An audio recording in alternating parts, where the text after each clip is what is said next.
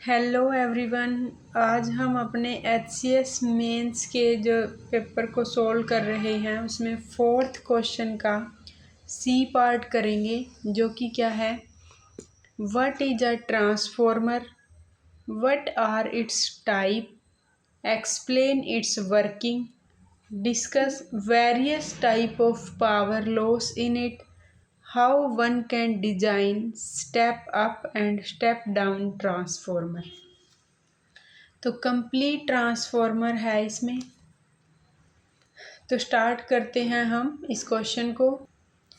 तो ट्रांसफॉर्मर से शुरू करते हैं। ट्रांसफॉर्मर नाम से क्या पता चल रहा है, ट्रांसफॉर्म इन वोल्टेज, जो कि वोल्टेज में ट्रांसफॉर्म कर देता है।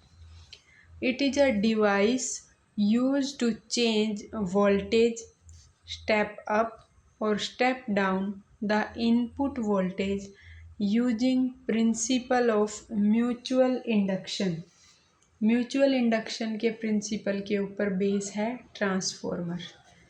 प्रिंसिपल क्या है, म्यूचुअल इंडक्शन है। ये हमारे पास क्या है, primary coil secondary coil EMF generate होगी। इससे क्या हो जाएगा, म्यूचुअल इंडक्शन आएगी, जिसकी वैल्यू क्या होती है -d∅/dt। फिर पूछा था ट्रांसफॉर्मर कितने टाइप का है, तो दो टाइप का, स्टेप अप और स्टेप डाउन। स्टेप अप की बात करें तो प्राइमरी कोयल में टर्न उस टाइम लेस लेनी है और सेकेंडरी कोयल में मोर टर्न, तो क्या हो जाएगा, स्टेप अप हो जाएगा। स्टेप डाउन करना है तो प्राइमरी कोयल की वाइंडिंग ज़्यादा रखनी है, सेकेंडरी कोयल की वाइंडिंग लेस रखनी है। उसके बाद है, हम देखते हैं डायग्राम इसका कि किस तरीके से इन्होंने बनाया है। ये है प्राइमरी वाइंडिंग, ये है सेकेंडरी वाइंडिंग। अभी जो हम डायग्राम बना रहे हैं वो है स्टेप डाउन ट्रांसफॉर्मर का, यानी कि प्राइमरी वाइंडिंग ज़्यादा कर लेंगे और सेकेंडरी वाइंडिंग कम कर लेंगे। ये इनपुट वोल्टेज है एसी, इसको प्राइमरी कोयल और प्राइमरी वाइंडिंग बोल देंगे, P1 P2 primary number of turn. यहाँ म्यूचुअल इंडक्शन हुई, ये नंबर हैं सेकेंडरी टर्न के, सेकेंडरी वाइंडिंग S1 S2। यहाँ से आउटपुट वोल्टेज ले ली, ये है सेकेंडरी कोयल। फ्लक्स लिंक करेगा, फ्लक्स चेंज करेगा तो ईएमएफ डेवलप होगी। म्यूचुअल इंडक्शन की वजह से ईएमएफ डेवलप होगी। और ये जो कोर इसमें यूज़ करी है वो किसकी है, सॉफ्ट आयरन कोर की है और लैमिनेट कर रखी है। जो जो इसमें यूज किया है वो लिख लेते हैं।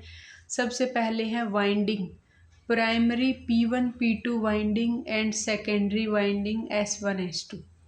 स्टेप अप ट्रांसफॉर्मर में primary winding less than secondary winding, step down में primary winding more than secondary winding.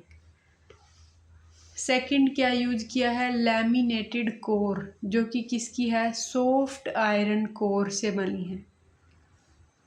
Third है एनपी एंड एनएस। एनपी क्या है, number of primary turn, NS क्या है, नंबर ऑफ सेकेंडरी टर्न। और fourth है AC input is given to primary winding and the output is taken from the secondary winding through the load resistance RL। Working करते हैं हम। When AC input is given to primary, जब हम AC input देते हैं primary को, current in primary change due to which flux link with the coil. Current change करेगा primary में, जिसकी वजह से फ्लक्स लिंक करेगा कोयल के अंदर, वो चेंज करेगा, फ्लक्स चेंज करेगा, तो due to change in flux EMF will induce which is called primary EMF। तो EMF इंड्यूस होगी और जिसको हम क्या बोल देते हैं, प्राइमरी EMF।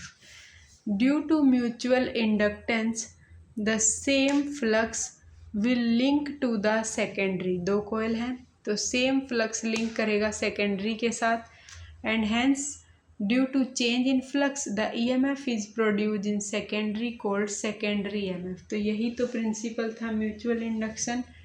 तो E is equal to EMF जो है वो क्या है, कितनी, d∅dt। अगर n नंबर ऑफ टर्न है तो n d∅dt। E है EMF इंड्यूस प्राइमरी की, तो n primary d∅dt, E secondary n secondary d∅dt। Divide कर लिया फर्स्ट को सेकंड से, तो E सेकंड को फर्स्ट से डिवाइड किया, E secondary by E primary is equal to n secondary by n primary is equal to K। K क्या है, transformation ratio, n secondary by n primary transformation ratio. Power का क्या formula होता है, power P equal to VI या फिर EI। तो E secondary into I secondary is equal to E primary into I primary. तो ट्रांसफॉर्मेशन रेशियो जो है K वो क्या है, E secondary by E primary is equal to I primary by I secondary. E secondary by E primary is equal to I primary by I secondary. Special case है, अगर K transformation ratio greater than 1 है तो NS is greater than NP और ES is greater then EP। अगर transformation ratio में K की value greater than 1 है तो NS ग्रेटर देन NP होगा और ES ग्रेटर देन EP होगा, तो उसको हम बोल देते हैं स्टेप अप ट्रांसफॉर्मर। अगर K की वैल्यू लेस देन 1 है तो NS is less than NP और ES is less than EP, तो ये क्या है, स्टेप अप ट्रांसफॉर्मर की कंडीशन है ये वाली। जब सेकेंडरी ज़्यादा थी तो स्टेप अप था और लेस है तो स्टेप डाउन ट्रांसफॉर्मर आएगा। भाई सॉरी, यहाँ पे आप लिख दिया, तो ये है स्टेप डाउन ट्रांसफॉर्मर। उसके बाद है, अगर K की वैल्यू ट्रांसफॉर्मेशन रेशियो की वैल्यू 1 के इक्वल है तो हमारा NS और NP इक्वल होंगे और ES और EP इक्वल होंगे, तो वो कंडीशन होगी आइडियल ट्रांसफॉर्मर की। तो अब हम यूज़ देख लेते हैं स्टेप अप ट्रांसफॉर्मर के यूज़। स्टेप अप ट्रांसफॉर्मर को जनरेटर में यूज़ करते हैं और पावर प्लांट में यूज़ करते हैं, कौन से को, स्टेप अप को।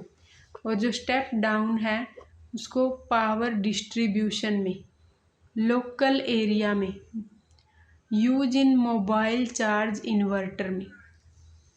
उसके बाद है पावर लॉस इन ट्रांसफॉर्मर।